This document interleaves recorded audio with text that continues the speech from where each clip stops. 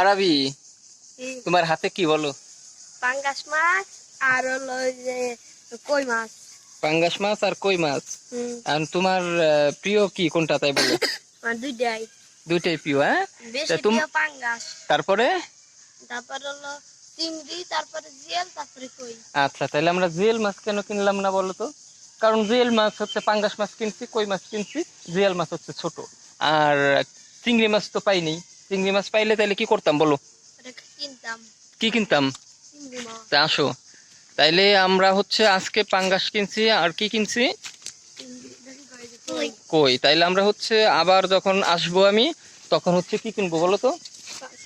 চিংড়ি কিনবো। আমরা এই বাজার থেকে না, আমরা চলে যাব ফরিদপুরে। ফরিদপুরে যায় তারপর ওই জায়গা থেকে বড় চিংড়ি কিনবো, ঠিক আছে?